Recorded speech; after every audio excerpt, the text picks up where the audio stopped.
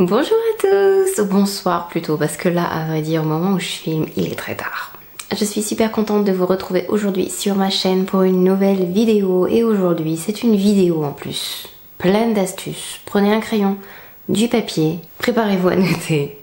Aujourd'hui, c'est une vidéo où je vais vous donner plein d'astuces pour vous maquiller après 40 ans. Alors je vois déjà d'ici les personnes qui ne me connaissent pas, qui débarquent sur ma chaîne et qui se disent « Mais qui c'est celle-là qui veut nous donner des conseils à plus de 40 ans alors qu'elle en paraît 25 ?» Déjà, enchantée, bonjour, je m'appelle Aurélie, j'ai bientôt 38 ans. Pas tout à fait 40 mais quand même, je suis maquilleuse professionnelle, donc je maquille plein de personnes tous les jours, c'est mon travail. Donc j'ai l'habitude de maquiller des personnes de tous âges, des personnes de plus de 40 ans, des personnes de plus de 50 ans aussi. Je pense être pas trop mal placée pour donner des conseils quand même. On va pas trop s'éparpiller dans la vidéo, on va commencer tout de suite, entrer dans le vif du sujet et on va commencer par mon premier conseil qui est de vous hydrater.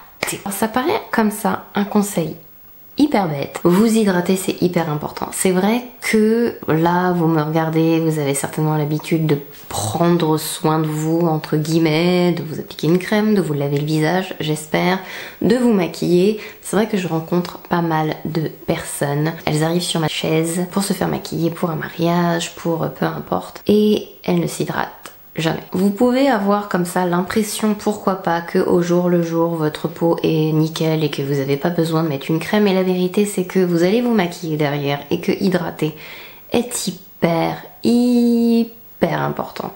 En général, quand on pose du maquillage, sans maquillage ça se voit pas forcément, mais on pose du maquillage sur le visage et c'est clair qu'on va voir tout de suite si votre peau est hydratée ou pas. Il m'arrive de mettre une bonne couche de crème sur le visage et de voir comme ça les zones qui ont absorbé plus vite, qui ont besoin de plus d'hydratation. C'est ce que je fais souvent pour les personnes que je rencontre pour la première fois et qui ne savent pas non plus trop me dire si elles ont la peau mixte, la peau sèche, la peau grasse, la peau déshydratée, qu'est-ce que ça veut dire tout ça, qu'est-ce qu'ils me racontent. Du coup c'est ce que je fais, comme ça je vois les zones qui sont plus sèches, qui absorbent plus vite, qui ont besoin d'un peu plus que les autres zones du visage, et ça fait pas de mal de toute façon. Bref, hydratez-vous, mettez votre crème de jour, attendez plusieurs minutes que la peau ait le temps d'absorber le produit.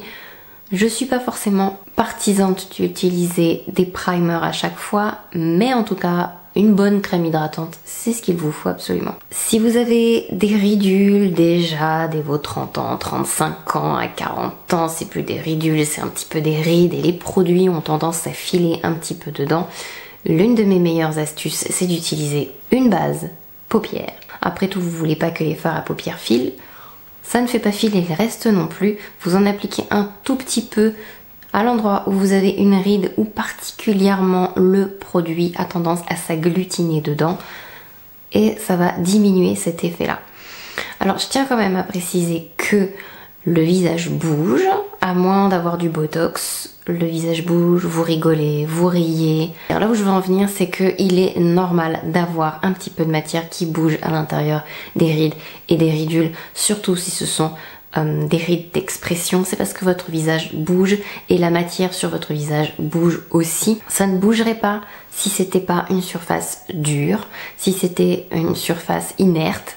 Là c'est sûr ça bougerait pas, mais vous êtes vivante et je pense qu'il vaut mieux que ça bouge un petit peu parce que vous prenez du bon temps que voilà.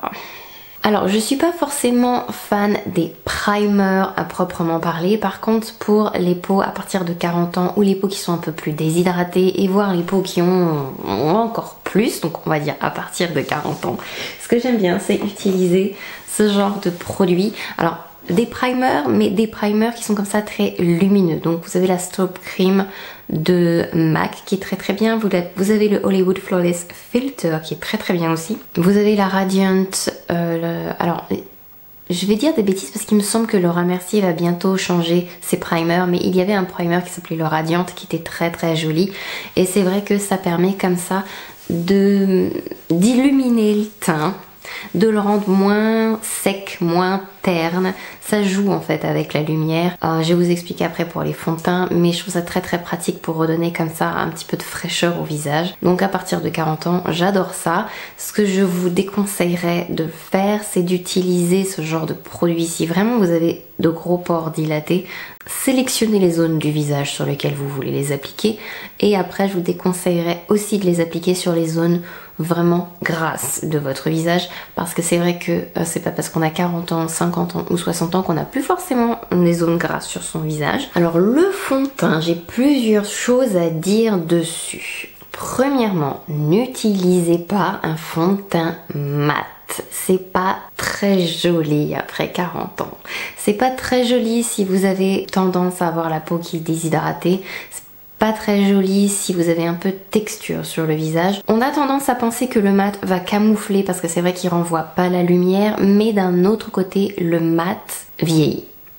Je sais pas comment vous dire ça autrement, mais le mat sur le visage, ça vieillit énormément, ça aplatit, ça vieillit et ça pas très joli. Donc évitez les fonds de teint mat, évitez les fonds de teint trop couvrants aussi, parce qu'ils sont souvent en plus très desséchants. Je suis de toute façon, d'une manière générale, pas très adepte des fonds de teint vraiment très couvrants, mais à partir de 40 ans, je vous déconseillerais de les utiliser, ou alors de les utiliser en mélange avec un fond de teint qui est beaucoup plus léger, voire même une crème hydratante. Comme ça, vous pouvez adapter la couvrance sur le visage, parce qu'on a quand même pas besoin d'avoir un placard de fond de teint sur le visage, c'est pas vrai. L'anti-cerne, ne mettez pas trop d'anti-cerne, ça sert à rien. Si vous souhaitez éliminer, évitez le triangle de lumière sous les yeux. Mettez-en un petit peu sur le coin externe pour vraiment lifter votre visage. Mettez-en un tout petit peu à l'intérieur de l'œil. Et si vraiment vous voulez illuminer, pensez au-dessous de votre sourcil. Pensez à au-dessus de votre sourcil aussi, ça peut donner un effet un peu liftant. Mais vous n'en avez pas besoin beaucoup. Et pour vos applications, pensez vraiment aux éponges humides, celles qui se passent sous l'eau, donc comme il y a Beauty Blender, comme il y a Real Techniques. Si vous avez en plus la peau déshydratée, franchement c'est hyper bien pour appliquer tous vos produits.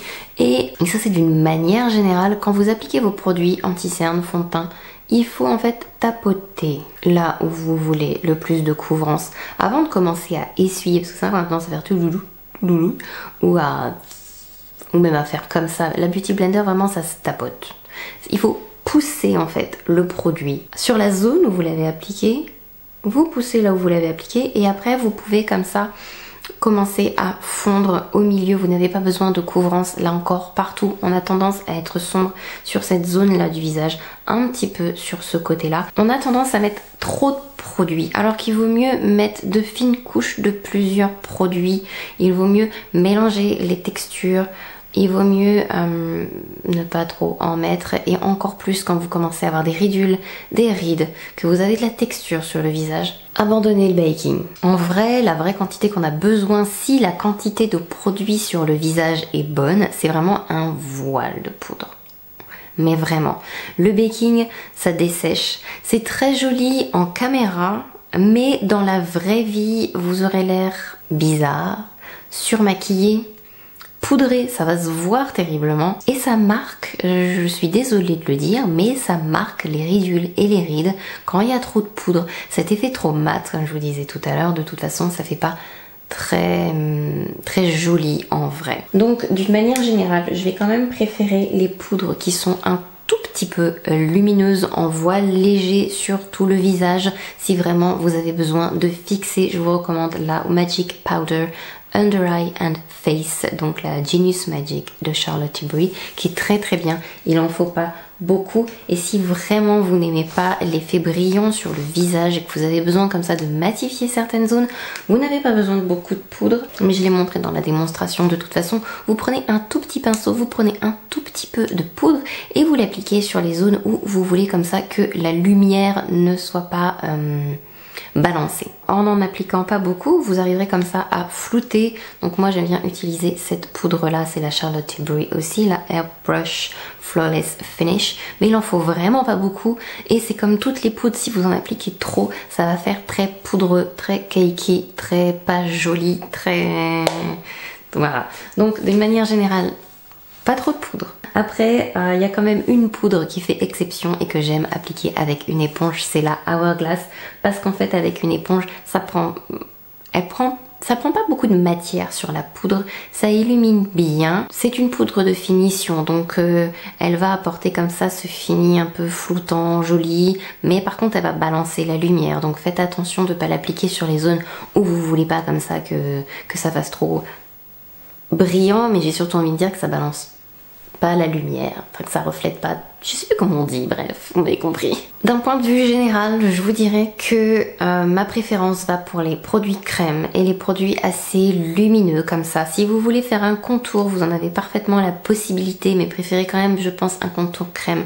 J'ai fait une vidéo spéciale contour crème, donc je vous mets le lien sur le petit i. N'hésitez pas à cliquer dessus si vous l'avez pas vu parce que je vous donne plein d'astuces, la façon de le faire, etc.